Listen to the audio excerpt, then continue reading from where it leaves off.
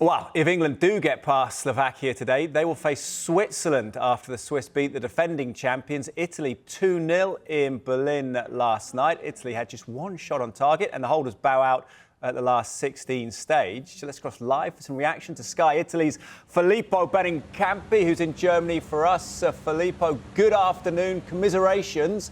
What's been the reaction like amongst the Italian media?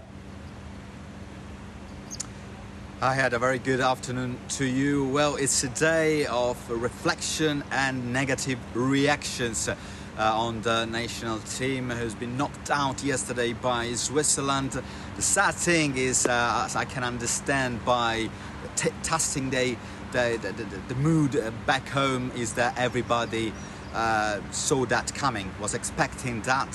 Switzerland is a very organized team with a good collective, good individuals, and Italy couldn't quite match their rhythm yesterday. So now everybody is so negative. Everybody is trying to find a reason, all the reasons why we disappointed that much in this tournament. For sure, we have to say that Spalletti took over 10 months ago, so didn't have a lot of time, as much as the other managers had in the previous campaign and its previous years, to prepare for this tournament. But what we're seeing is a very confused team with confused ideas, change the system every game, very disappointed against Spain in the second game, grab a last-minute equaliser against Croatia, always went down in the result in 4 games, 27 seconds down in the first opening game against Albania, terrible against Spain, and Croatia was a miracle that we managed to equalise at the very end. And I think yesterday was just a day to understand our level at the moment, and for sure modern football is about rhythm, and we didn't quite match that with poor level, low rhythm, and these are consequences of what you do on the pitch. And we could expect that. We saw that coming, and I think that is the saddest thing. Yeah, sad thing for everyone. You say it was an expected result, Filippo, but what about the performance? Is there a disbelief about how poor the performance was, particularly how dominant Switzerland were for much of the game? Yeah, if we look at numbers, just one shot and conceded in different way, individual mistake in the build-up constructions from the back is something that Spalletti really believed in, and he showed that at Napoli.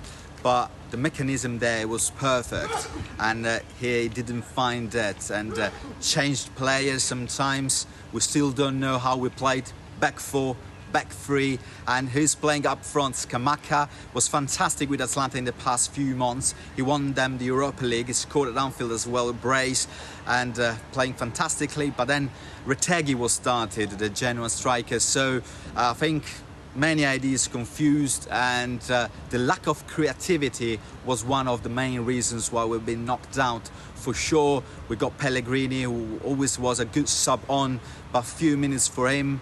And Barella played very well, in right to the right compared to the centre spot of the midfield, but was moved to the left.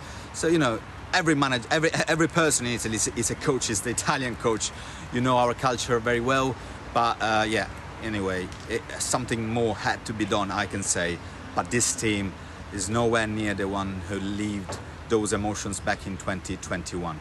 No, it's a big change in 3 years, isn't it? Who takes the blame for it then? Luciano Spalletti, a lot of European journalists saying he was the best coach in the tournament. He'd proven that at Napoli. I know he said he'll take responsibility as well. Is he at risk of being sacked? How do you see his position? Well, it took the responsibility straight after the game. I can say that. He's always very direct, and he's got no problem to say, well, it was my fault. What we've been saying as Sky Italy as well, that in these tournaments you have to have clear ideas. If you think of Southgate, everybody wants him to change a lot, but he never does. Because once you're here, you cannot make too many changes. The games come thick and fast. You got a game every 4 or 5 days. And it changed it a lot. Probably the players got a little bit confused. From what we understand, the players before the Croatia game asked Spalletti not to make big changes and asked him to play simple. So simple things can be the best in these cases, but I think Spalletti saw that we couldn't go through with simple things, and yet to find new balance, new solutions. Obviously didn't work out well, but at least he tried. So it's easy now to blame the coach, blame the players. Should they have to have an open talk to themselves and understand where the problem was? But I think Spalletti will keep staying and try to take us to the World Cup, which is not granted, as you could see in the past 2 World Cups editions. Yeah, it's Spalletti to stay, we think, for now. You mentioned that, not qualifying for the past 2 World Cups and now this. When England exit a major tournament, as I'm sure you're sure, there's lots of discussion and conversation about the state of the game in this country, from grassroots to the Premier League. Is it the same there regarding grassroots football up to Serie A? What's happening in Italy regarding the conversation of why the team has had difficulties in the past few years? Well, we all know the Italian league, the level